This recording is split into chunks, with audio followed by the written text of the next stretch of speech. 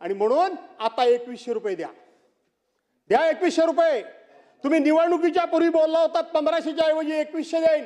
उद्याच्या अर्थसंकल्पामध्ये 2,53,00,000 महिलांना 1500 रुपया प्रमाणात तुम्ही त्या ठिकाणी निवडणुकीच्या अगोदर 1500 रुपये लाडक्या बहिणीच्या खात्यामध्ये टाकलेत. कुणी न मागता जबरदस्तीने टाकलेत. आज त्यातला आकडा थोडाफार मागे पुढे होत असेल राजे, पण 57 लाख महिलांना तुम्ही वेगवेगळी कारणं सांगून कमी केलं. 57 लाख महिलांना तुम्ही त्या योजनेपासून आता बाजूला केलं. कसा वाढतो आकडा तुमचा? 46,000 कोटी रुपये 2,53,00,000 महिलांकरता लागत होते. आज 57 लाख महिला कमी झाल्या. कसा लागतात एवढे तुम्हाला पैसे? फसवताय तुम्ही.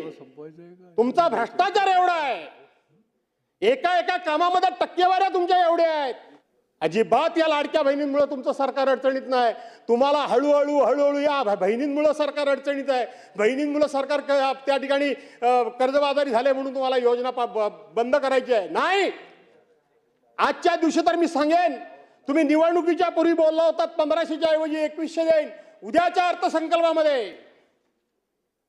अर्थसंकल्पामध्ये अजून तो प्रिंट झालेला नाही अर्थसंकल्प. तो कधी होतो तुम्हाला चांगला माहिती आहे. अजून झालेला नाही मामा. आणि म्हणून आता 2100 रुपये द्या, द्या 2100 रुपये. तुम्हीच बोलला होता शेतकऱ्यांची कर्जमाफी, तुम्हीच बोलला होता. कुठला काढला जुर्माना शोधून?